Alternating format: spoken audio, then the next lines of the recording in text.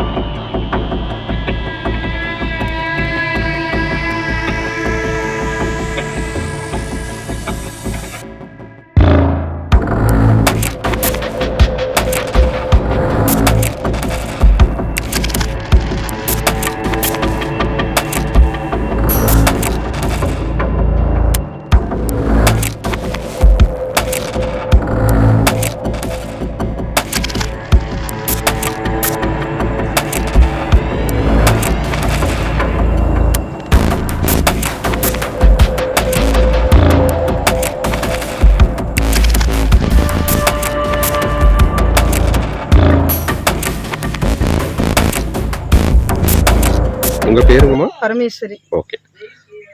இந்த ஸ்தலத்துடைய ஒரு சிறப்பம்சம் சொல்லுங்கம்மா. இந்த தலம் வந்து இவர் எல்லா பக்கம் நடராஜர் வந்து ஒரு காலை தூக்கிட்டு இருப்பாரு. இவர் ஒரு ஒத்த காலில் தான் இருக்கிறாரு. மும்மூர்த்திகளை வந்து வச்சிருக்கிறாரு. இவர் ரொம்ப சிறப்பு வாய்ந்தது. வேற எங்கேயும் நாங்கள் பார்த்ததில்லை, இங்கே மட்டும்தான் இவர் பார்த்துருக்கிறோம். நாங்கள் ஏகாம்பரேஸ்வரர் ரொம்ப சக்தி வாய்ந்தது. மற்ற எங்கேயுமே இந்த நாங்க பார்த்தது வரைக்கும் ஏகாம்பரேஸ்வரர் இங்க மட்டும்தான் நான் பார்த்திருக்கேன். இங்க இந்த லொக்காலிட்டிக்குள்ள இவர் மட்டும்தான் நான் பார்த்திருக்கேன். ஐயா வணக்கங்கய்யா. ஐயா உங்க பேரு? என் பேர் சிவவெள்ளிங்கிரியா. நாங்கள் மேட்டுப்பாளையம் சார்ந்தவங்க. இந்த கோயிலுக்கு நாங்கள் அடிக்கடி தான் வந்துட்டு போவோங்க.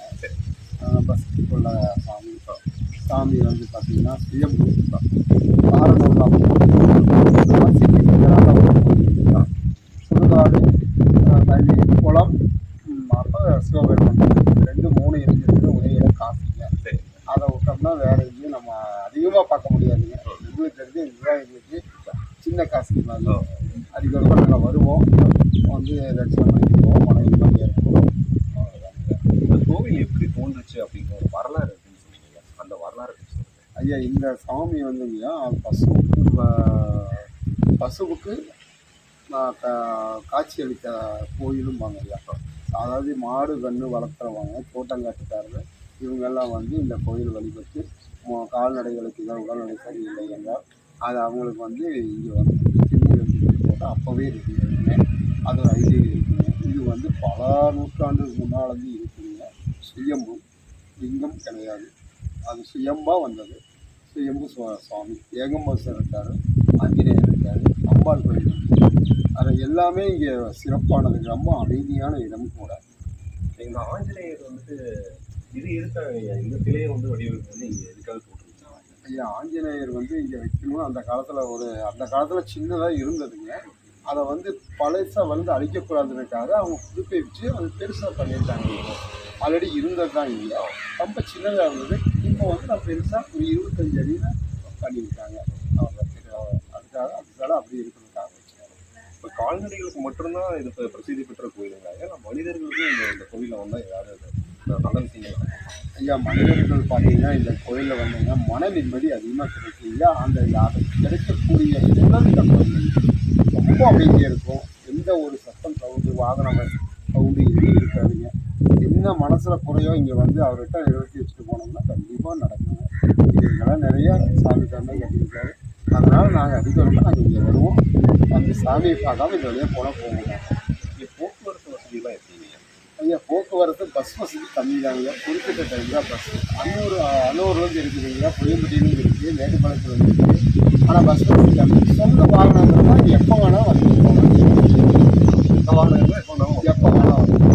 இப்போ கோயிலுடைய புனரமைப்பு பணி வந்து நிறுத்திட்டு ஐயா, கோயில் வந்து இப்போ பராமரிப்பு பண்ணிட்டு இருக்காங்க ஐயா.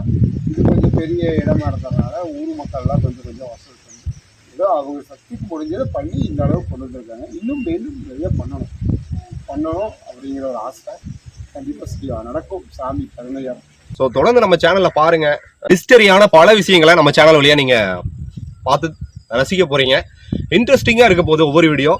மீண்டும் சிவா சேனலுக்கு இப்பதான் முதன்முறையா வந்த வியூவரா இருந்தீங்கன்னா சப்ஸ்கிரைப் பண்ணீங்க, நோட்டிபிகேஷனை கிளிக் பண்ணீங்க. டில் தென் பாய் ஃப்ரம் உங்கள் சிவா. நன்றி, வணக்கம்.